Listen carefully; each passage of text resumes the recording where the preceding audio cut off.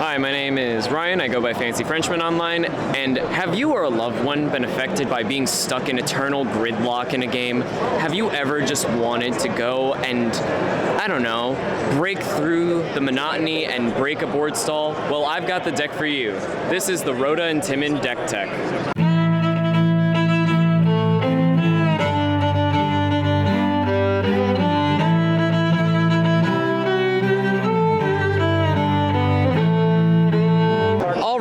So basically, the main theme of the deck is that we have our two lovely commanders here, Rhoda and Timin.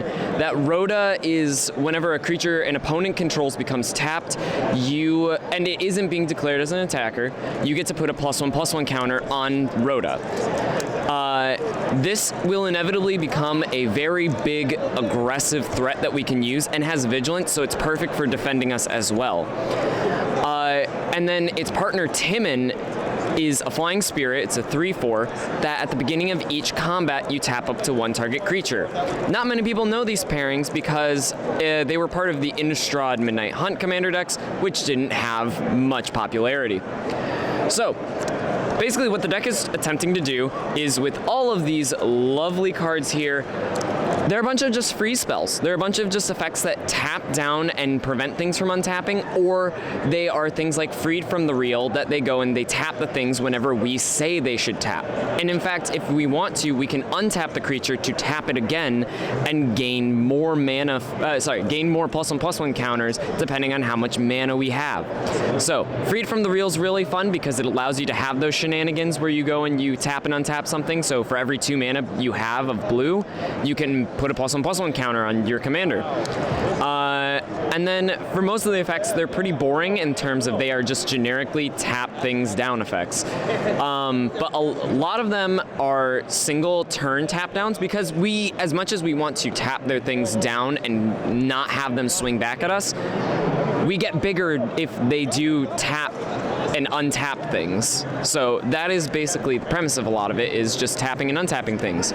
Stun counters are really interesting and neat because it can tap down a really egregious permanent that we don't want them to have, and it keeps them tapped while also growing our commander. And a lot of this is just generic utility, like this right here, it draws cards, but on the backside, it's an Icy Manipulator effect. That you get to go and you draw cards and also be freezing things at the same time, so it works well. Thassa's Ire, very cheap enchantment that just goes and taps and untaps your own shenanigans. Most decks aren't playing a high abundance of flyers, so instant speed, pay 3 mana on your opponent right before your turn, basically. Tap all creatures without flying. Rhoda notably doesn't have flying, but if you do it in response to it being passed to you, just tap the whole board down and you pump up Rhoda immensely. The aforementioned Icy Manipulator. Teferi. Teferi has a lot of utility in the sense of his +1. You get to go and you get to tap and untap things. And also, he's just Teferi. He gets to do a bunch of things on other people's turns if you let him get to advance, basically. Hold for Questioning is a new addition to the deck that it allows me to make sure that things don't have activated abilities and also taps things down. Cone of Cold. Play Cone of Cold if you like tap down stuff, because it's at worst 4 mana, everything's tapped down for a turn. At best, everything's frozen for 2 turns. Citadel Siege, everything gets tapped down on each opponent's turn. You choose dragons to, at the beginning of combat on each opponent's turn, tap a creature.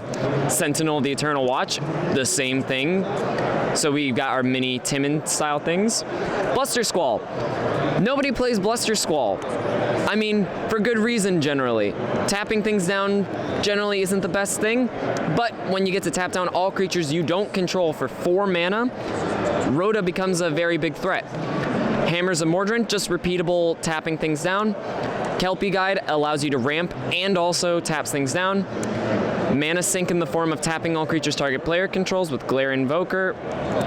Icy Blast. Rhoda's gonna get big. If you control a creature with power 4 or greater, the creatures don't untap during their controller's untap step. Just generic utility. You get to kill things and also tap things. Cure Best the Sea God. You get an 8/8. and then you tap all non-land permanents someone controls, and then you get to steal something. It's fun. It's great. Frost Titan, the worst of the Titan cycle in my opinion, but in this case, yeah, you just get to tap things down. It's great. The Distracting Geist, it taps things down when it attacks, but also turns into an aura that you can later put on Timin that does the exact same thing. Gideon's Lawkeeper, just cheap, aggressive dude that taps. Archipelagore, Timin is a human, Rhoda is a human, and Timin is a spirit, so you can go and you can mutate onto Timin. And then my two favorite things in the entire deck, Githrazi Monk. Play Githrazi Monk. It's 5 mana, flash, tap all creatures you don't control, and you get a 3/2 body after that fact. And then the best thing is, with Sleep, I have a funny story in which an opponent made 1,000,000,000 5/4 dragons. I untapped and proceeded to play Sleep, and I got a 1,000,000,000 commander in the form of Rhoda. It also had lifelink. I somehow did not win that game. Then the payoffs we have. So we have Verity Circle, which for each of these things we're tapping, we're drawing cards. Sunblast Angel, destroy all tapped creatures. It's phenomenal. Helm of the Host and Erenctus's Vile Duplication. These work really well with Timin because you get to create copies of Timin, and that just means you get more at the beginning of each combat. Just tap something down, which makes Rhoda bigger. Or inversely, you can just equip it to Rhoda, and then you get double up the counters. Over here, we have a Voltron plan for Rhoda. This deck is very controlling in that you're tapping things aggressively, but Rhoda at the end of the day has to hit them still, even if they have blockers, which they might have multiple. So this whole package is basically evasion in some way, shape, or form, and also indestructibility to make sure that our creatures don't die.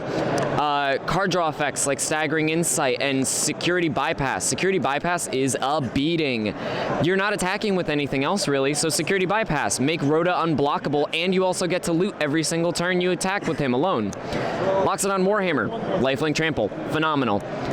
Make Rhoda an 8/8 at base, and he also gets to tap things down when he attacks. Swiftfoot Boots. Do I need to explain Swiftfoot Boots to anyone? Spirit Mantle, protection from creatures, evasion. Do you like double strike and lifelink? True Conviction. Timely Ward, more indestructible. And all that glitters, because we're playing all these artifacts and enchantments to put on Rhoda. Let's make him even bigger. Next, we just have some general protection and utility spells of different kinds. So Flawless Maneuver.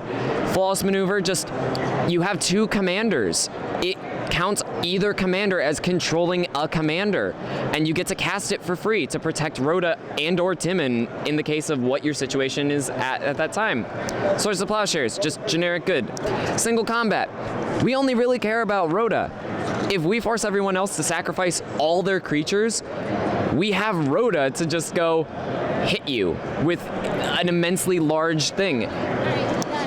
Open the Armory. We'll get to why Open the Armory is important, but in generic things, it grabs all of our auras that allow us to hit and all of our equipment.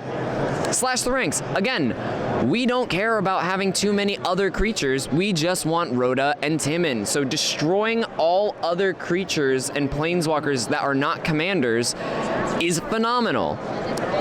Return to Dust. Just exiling things is good. Exiling your artifacts and also destroying artifacts are real good in the form of Dismantling Blow.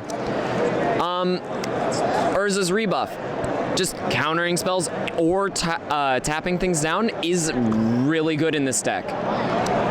Ascend from Avernus. We do have creatures that are relatively cheap, and the ability to bring them back with an X white spell is really good. And then Estrid's Invocation. This just allows us to go and have utility with our certain auras, and also it allows us to go and do something fun with the next bit. In case you cannot physically beat them down in the face, we have a Sun Titan. The Sun Titan will go and recur things, but specifically, Sun Titan grabs Estrid Invocation in addition to Intruder Alarm, in addition to Thraben Doomsayer, in addition to Paradise Mantle, and Halo Fountain.